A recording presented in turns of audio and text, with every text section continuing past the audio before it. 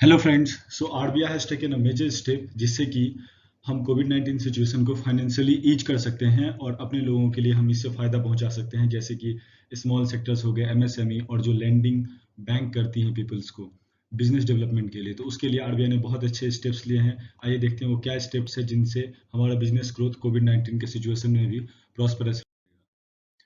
RBI governor Srikanta दास ने major steps में सबसे पहले ये लिया है कि उन्होंने अनाउंस किया है कि सीरीज ऑफ मेजर सपोर्ट होगा जो कि कोविड-19 को सेकेंड वेव को नॉर्मल करेगा।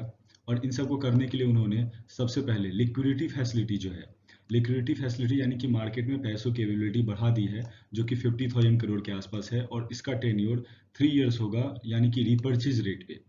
ये रिपर्चेज रेट क्या है ना, रेपो रेट, जो कि आप फिर से बैंक्स दे सकती हैं उनको उसी रेट पे। इनसे उन्हें कुछ ज़्यादा नुकसान नहीं पहुंचाना पड़ेगा और ये काम आएगा access of emergency health services में लोग इनका यूज कर सकते हैं।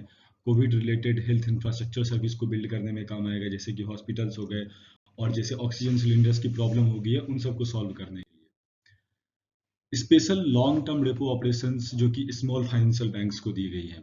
Special long term repo rate क्या है? ये लॉन्ग टर्म के लिए यानी कि 3 इयर्स और उनसे ज़्यादा के लिए हो सकता है, जो कि 10,000 करोड़ का आरबीआई ने प्रोवाइड किया है। और ये बहुत ज़्यादा है दोस्तों, रियली। अगर हमारे स्पेशल रेपो रेट पे अगर ऐसा मिलता है तो उनसे इन्हें कम इंटरेस्ट देना पड़ेगा, जिससे वो लॉन्ग टर्म पे इसे सस्टेन कर सकते हैं। उन्हें फ्यूचर में पैसों की उतनी ज़्यादा जरूरत नहीं पड़ेगी, because they will have the money. और ये जो फ्रेश लैंडिंग रेट है वो 10 लाख पर बोरोवर तक दी गई है, यानी कि अब जो फ्रेश लैंडिंग रेट है वो 10 लाख के आसपास दी जा सकती है आराम से स्मॉल सेक्टर्स को। और ये फैसिलिटी अवेलेबल है 31 अक्टूबर तक, यानी कि अभी इसमें 3 महीने बाकी है। तो समय के हिसाब से इसको ध्यान में रखते हुए ऐसा किया गया है कि ज़्यादा से ज़्यादा लोग इसका बेनिफिट उठा पाए। और इसके अलावा लैंडिंग जो कि स्मॉल फाइनेंशियल बैंक को होने वाली है, उसमें क्या फायदा होगा? एसएफबी, स्मॉल फाइनेंस बैंक, और एमएफआई, माइक्रो फाइनेंशियल इंस्टीट्यूशंस जो होते हैं। आप जानते हैं कि माइक्रो फाइनेंशियल इंस्टीट्यूशंस छोटे छोटे जो बिजनेस कर रहे हैं उन सबको बढ़ावा देने के लिए बहुत काम आता है।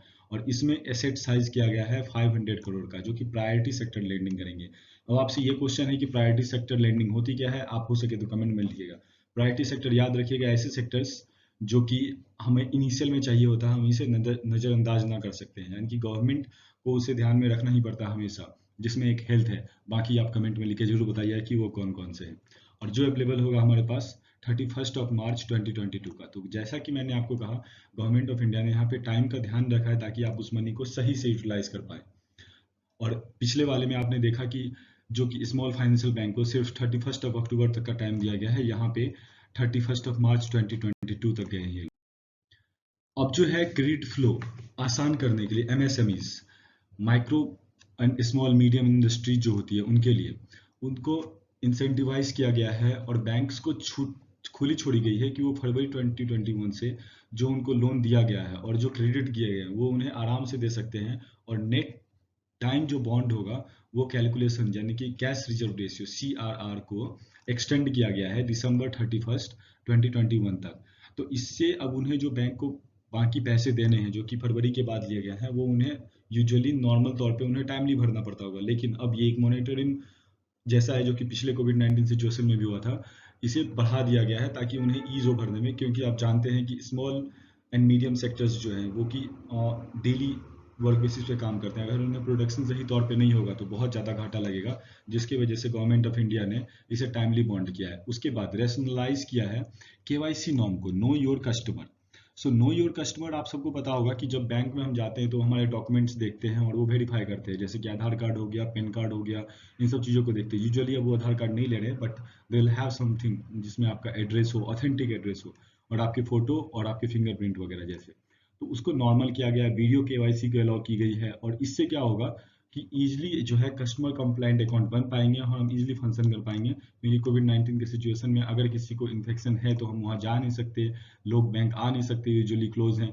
और जिस दिन ओपन होते हैं अगर हम जाएँ भी तो बहुत सारे प्रिकॉशन है। सो ये बहुत ही ज़्यादा ईजी कर देगा बिजनेस और क्रेडिट फ्लो, यानी कि पैसे के फ्लो को बढ़ाने के लिए। फ्लोटिंग प्रोविजन जो है वो counter cyclical provision buffer cycle को ईज किया गया। इसमें क्या किया गया है ये समझिएगा। काउंटर साइक्लिकल ये कैसे होगा? इसमें 100% फ्लोटिंग प्रोविजन जो था उनका, वो 31 दिसंबर 2020 को वो एनपीए क्रिएट नहीं करेंगे। इससे क्या होगा, अगर आप नहीं भरते हो तो आप जानते हो 90 डेज में आपका एनपीए में चला आता है, फिर 180 डेज और फिर 360 डेज का जो प्रोविजन है 3 मार्क्स में। तो यहाँ पे 90 डेज अगर आप नहीं भी कर पा रहे हो तो आपको वो एनपीए में नहीं जाएगा। स्पेसिफिक प्रोविजन किया गया है मार्च 31, 2022 तक। ठीक है, टाइम फ्रेम याद रखिएगा। Relaxation overdraft facility, overdraft facility ये स्टेट्स को दिया गया है। आइए जानते हैं ये क्या है। मैक्सिमम नंबर ऑफ डेज जो ओवरड्राफ्ट होता है, यानी कि आपकी जो पैसे जमा करने की अवधि है वो खत्म हो चुकी है, आपको एक ओवरड्राफ्ट का क्वार्टर दिया गया है, यानी कि स्टेट्स के लिए स्पेशली वो इंक्रीज कर दिया गया है 36 टू 50 डेज, जो कि पहले 36 डेज था, याद रखिएगा। जो कि पहले ओवरड्राफ्ट डेज जो था वो 36 था, अब 50 कर दिया गया है। स्टेट उसे 50 दिनों में वापस कर सकते हैं।